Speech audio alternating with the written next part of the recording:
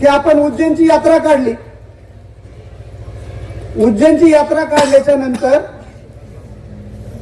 ज्या वेळेस आपली यात्रा रेल्वेने जाणार होती आणि आपली यात्रा रेल्वेने जायला दादा आपल्याला रेल्वे वेगवेगळ्या टप्प्याने त्या ठिकाणी मिळालेल्या होत्या, परंतु आपली यात्रा होणार नाही, यांना रेल्वे मिळाल्या नाही.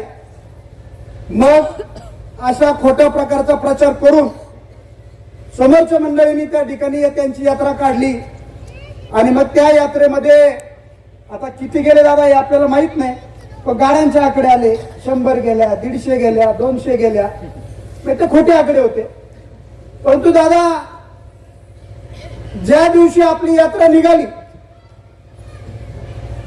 आणि यात्रेच्या दिवशी रेल्वे स्टेशनला जायला आपण प्रत्येक गावामधनं गाड्या सोडल्या, त्यावेळेस आपल्या 3000 लोकांना घेऊन जाण्याची आपली दादा रेल्वेमध्ये तयारी होती.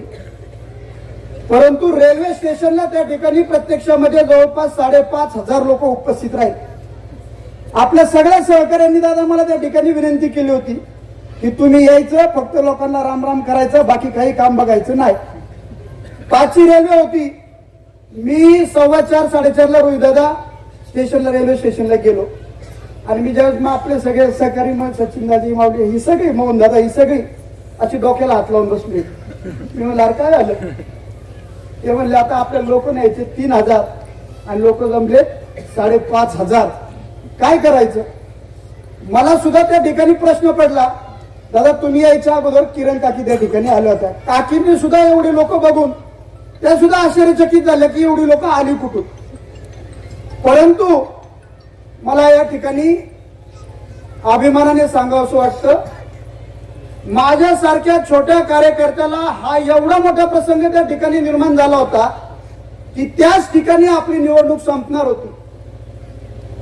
ज्या पद्धतीने महाभारताच्या युद्धामध्ये श्रीकृष्ण समोर स्वतःचा सारथी अर्जुनाच्या समोर सारथी म्हणून श्रीकृष्ण बसलेले असताना श्रीकृष्णाने ज्या ज्या वेळेस अर्जुनाला अडचण निर्माण झाली त्या वेळेस अर्जुनाला त्या अडचणीतून बाहेर काढलं, त्या पद्धतीने माझा मित्र म्हणून संतोष दादा त्या ठिकाणी श्रीकृष्ण म्हणून उभे राहिले आणि 5 मिनिटांमध्ये निर्माण झालेला प्रश्न अगदी जादूची कांडी जशी फिरावी त्या पद्धतीने पाटील आपल्या गावचा निर्णय नाही करायचा. दादांनी 1 मिनिटात निर्णय घेतला. त्या ठिकाणी पांडा त्याच्यानंतर निलेश ही सगळी मंडळी होती की आपली वरडे गावची माणसं आणि शिंगलवाडीची लोक खाली उतरा. सगळी 700 750 800 लोक त्या ठिकाणी एका बाजूला झाली. त्यानंतर त्यांच्या बरोबर आपल्या पिंपरीची लोक बाजूला झाली आणि त्या 2-2.5 लोकांची व्यवस्था दादांनी सांगितलं, जर गाड्या अवेलेबल होत असतील तर बसनी पाठवा, नाही तर आमची लोक नंतर जातील. परंतु आपल्या सगळ्या सहकार्याने दादांनी सुद्धा त्याच्यामध्ये गाड्या ऍडजस्ट केल्या आणि रात्री सकाळी 10 वाजता गावातून निघालेली माणसं रोहित दादा भाऊ दादा रात्री 11:30 वाजता रेल्वे स्टेशनवरनं निघून गेली. मला माझ्या मित्रांनी सांगितलं, पाटील तुम्ही गाडीत बसा, तुम्ही निघून जा, इथं काय करायचं ते आम्ही बघतो. अडचणीच्या काळामध्ये जो खऱ्या अर्थाने माणसापाठी मागे उभा राहतो तो खरा मित्र असतो. असे हे संतोष दादा आज माझ्यासाठी श्रीकृष्णासारखे माझ्या बरोबर त्या ठिकाणी उभे राहील. यात्रा झाली. यात्रा झाल्याच्या नंतर आम्ही एक 4-5 दिवसांनी भेटलो. एका लग्नाला भाई आपणच चाललो होतो आणि गाडीत बसल्याच्या नंतर दादांनी मला सांगितलं, म्हणले त्या दिवशी त्या भानामध्ये आपण काय करून बसलो होतो याचं भानच मला राहिलं नाही. म्हणले मी सुद्धा म्हणजे स्वतः रोहित दादा रेल्वे क्रॉसिंगला अख्खी 700-800 लोक घेऊन दादा चालत चालत पलीकडे गेले.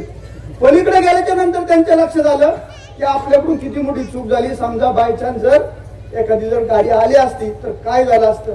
म्हणजे एवढं प्रेम ही मंडळी आज संतोष दादावरती त्या ठिकाणी करतात. हे पाहिल्याच्या नंतर माझ्यासारख्या कार्यकर्त्याला त्या ठिकाणी नक्की बघून येतं की आपल्यासाठी जीवाची सुद्धा विचार न करणारी मंडळी माझ्यासाठी त्या ठिकाणी माझ्यासाठी माझ्यावर प्रेम करून उपस्थित राहिली. दादा हे उपकार मी अनंत उपकार तुमचे कधी आयुष्यात विसरू शकणार नाही. अशा अनेक गोष्टी आहेत. आज भोसले सरपंचांनी या ठिकाणी सांगितलं, मी अनेक गावामध्ये मग चिंचोली असेल, आता निवृत्ती नाणेकर सरपंचांनी सांगितलं की दादा गेली 8 वर्ष सातत्याने आमची भांडणं व्हायची.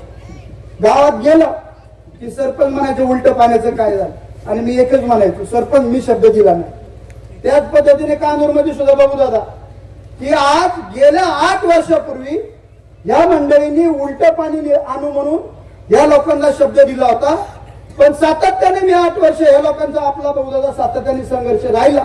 पण मी तुमच्यासारखा एकदम शब्दाला पक्का आहे म्हणलं मी खोटं बोलणार नाही, उलट पाणी चासकामांचं येणार नाही. मी सातत्याने या मंडळीला दादा तुमचं उदाहरण देतो की ज्या पद्धतीने संतोष दादांनी आज जरी आपला उजवा कालवा असला तरी डाव्या कालव्यात उजव्या कालव्याचं पाणी लिफ्टनी आज वरुड्यामध्ये आणलं आणि वरुड्याच्या माझ्या काळ्याईला हिरवा शालू नेसवायचं काम संतोष दादाच्या माध्यमातून झालं. त्याच पद्धतीने काम तुम्हाला हे तुमच्या चिंचोलीसाठी किंवा कानूरसाठी करावं लागेल. अशाच पद्धतीने जर आपण काम केलं तरच हे शक्य होऊ शकतं. आणि दादा हे सगळं करत करत 8 वर्ष भांडणं गेली आणि आज मला आनंदाने आणि अभिमानाने सांगावंसं वाटतं की नामदार दिलीपरावजी वळसे पाटील साहेबांच्या माध्यमातून आज आपल्या चिंचोलीमध्ये जवळपास 20 कोटी रुपयाची नळपाणी जलजीवन मधून 20 कोटी रुपयाची नळपाणी पुरवठा मंजूर झाली. आणि ती योजना करत असताना तुमचा आदर्श डोळ्यासमोर ठेवून दादा आज त्या योजनेमधून आज जवळपास 6 लिफ्टाच्या लाईन आपण चिंचोलीला नेल्या आणि त्याच्या माध्यमातून आज 40% 45% चिंचोली ही गाव सुद्धा बागायत झाल्याचं पाहायला आपल्याला त्या ठिकाणी मिळतं.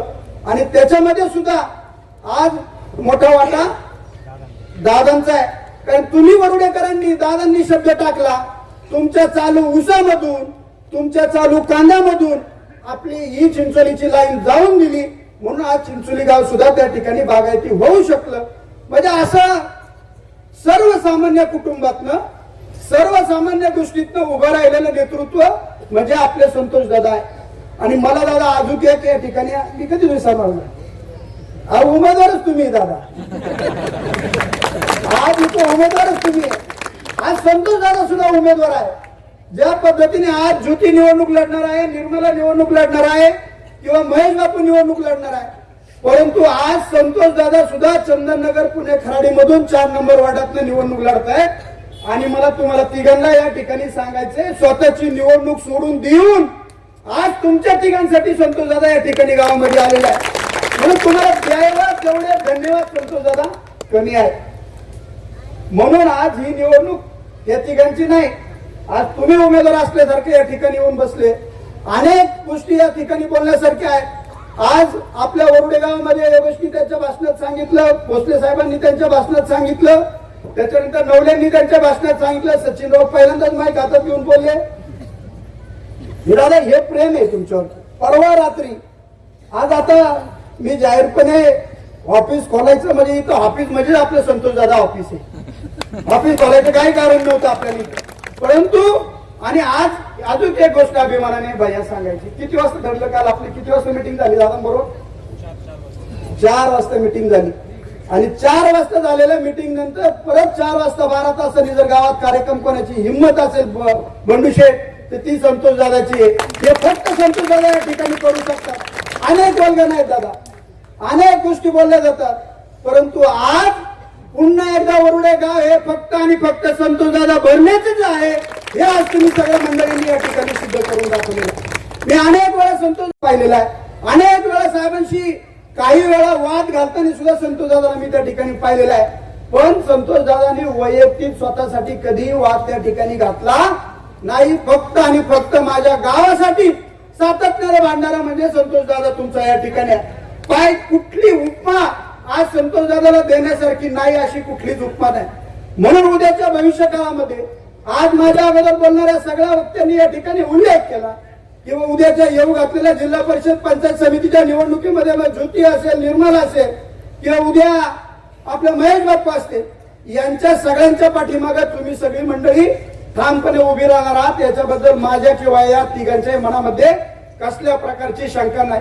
काल आम्ही दादांना विनंती केली बहिणींनी आम्ही की आपण हाऊस टू हाऊस फिरून पंडा त्या ठिकाणी प्रचार करू, पण दादांनी एका वाक्यात सांगितलं तुम्ही बाकीच्या गावामध्ये फिरा, वरुड्यामध्ये तुम्हाला हाऊस टू हाऊस फिरायची गरज नाही. तुमच्या स्वागतासाठी अख्खं वडगाव गावामध्ये येईल आणि दिलेल्या शब्दाप्रमाणे आज संपूर्ण गाव या ठिकाणी तुम्ही तिन्ही उमेदवारांचं स्वागत करण्यासाठी या ठिकाणी उपस्थित राहिलेला आहे. मी खरं तर बोलण्यासारखं मी संतोष दादावर जेवढं बोलल तेवढं दादा कमी. अहो मी सांगतो तुम्हाला उमेदवारच तुम्ही दादा, परत एकदा सांगतो. आज फक्त माझी आपल्याला सगळ्यांना कळकळीची नम्रतेची विनंती आहे की आज उद्याच्या येऊ घातलेल्या निवडणुकीमध्ये खोटे नाटं बोलून खोट्या मोठ्या गोष्टी सांगून आमचं काही आतून चर्चा झाली असं सांगून दादा अनेक प्रकारे लोकांना भूलतापा मारायचा प्रयत्न सातत्याने आपल्या गावात तर चालूच आहे, पण आपल्या ह्या पंचकृषीमध्ये सुद्धा मोठ्या प्रमाणात या ठिकाणी चालू आहे. या कुठल्याही खोट्या नाट्या प्रचाराला बळी न पडता उद्या तुम्ही नामदार दिलीपरावजी वळसे पाटील साहेबांच्यावरती विश्वास ठेवून संतोषदादा भरणेंच्या वरती विश्वास ठेवून आज या तिन्ही उमेदवारांना तुमच्या मतरूपी त्या ठिकाणी आशीर्वाद द्यावा यासाठी विनंती करण्यासाठी आम्ही सगळेजण या ठिकाणी आलेलो आहोत. एक साधं उदाहरण तुम्हाला देतो.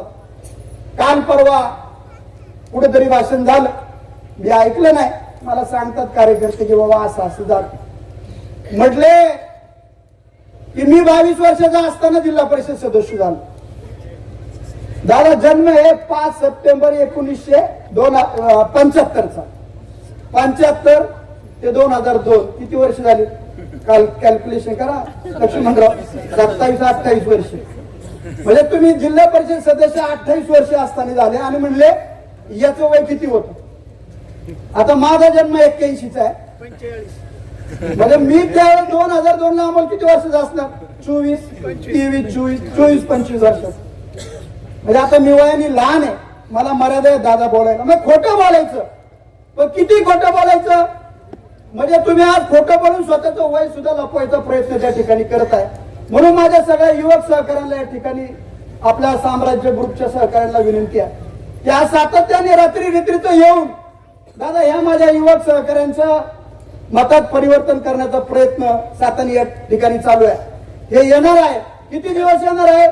उद्या मतदान होत तोपर्यंत येणार आहे. मतदान झाल्याच्या नंतर ही मंडळी परत तुम्हाला बघायला त्या ठिकाणी मिळणार नाही. उद्या परत या ठिकाणी संतोष दादा आणि आम्हीच या ठिकाणी आहे एवढं.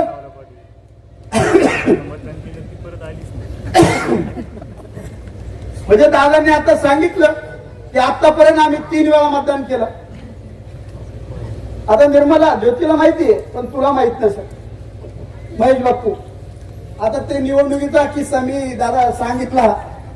एक निवडणूक अशी होती त्याची जाण ठेवली पाहिजे माणसाने. तुम्ही सगळ्यावर उडे कराल की समोरच्या विरोधी उमेदवारांनी येऊन भैया या ठिकाणी साडी वाटप केलं होतं सत्य. पण संतोष दादा भरणे यांनी ज्यावेळेस त्यांना कळलं त्या साड्या परत गोळा केल्या आणि ज्या महिला वाटत होते त्यांना निसून गावातून बाहेर पाठवलं आणि परत आमच्या गावामध्ये येऊ नका. हे गाव हे वरुडा आहे.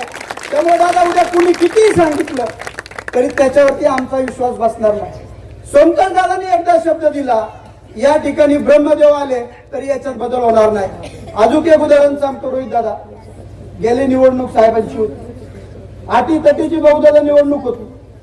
आज अशा अटीतटीच्या निवडणुकीमध्ये सुद्धा आज या वरुडे आणि शिंगवाडी गावाने जवळपास 70% मतदान झालेल्या मतामध्ये नामदार दिलीपरावजी वळसे पाटील साहेबांना त्या ठिकाणी.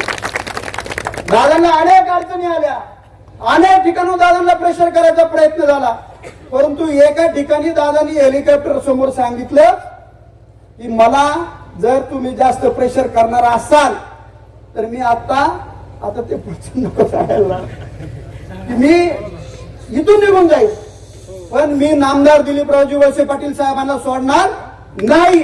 अशा प्रकारचे शब्द वापरून त्या ठिकाणी दिलेल्या शब्दाप्रमाणे ठामपणे नामदार वळसे पाटील साहेबांच्या पाठीमागे तुम्ही सगळे मंडळी दादांच्यावरती विश्वास ठेवून दादांचा शब्द खाली पडून दिला नाही. त्याच पद्धतीचं उद्याच्या येणाऱ्या निवडणुकीमध्ये तुम्ही सगळ्यांनी नामदार दिलीपरावजी वळसे पाटील साहेबांच्या विचारधारेला मानणारे हे तिन्ही उमेदवार या ठिकाणी आपण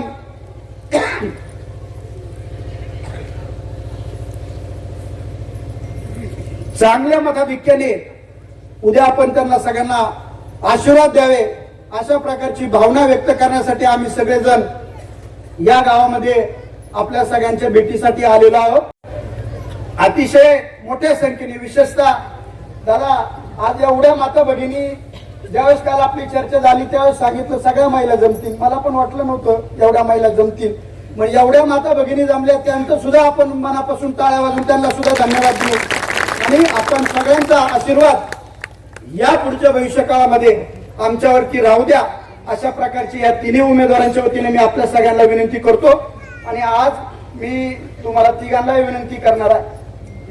बाप्पू जरी तुमचा गण पलीकडचा असला तरी तुम्ही आज या ठिकाणी आहे, ज्योती आहे किंवा निर्मला आहे की ज्या विश्वासार्थाने ही मंडळी आज तुमच्या विश्वासासाठी या ठिकाणी उपस्थित राहिलेली आहे त्या विश्वासाला भविष्य काळामध्ये कसल्याही प्रकारे तडा न जाऊन देण्याची नैतिक जबाबदारी ही तुमच्या तिघांची त्या ठिकाणी असणार आहे.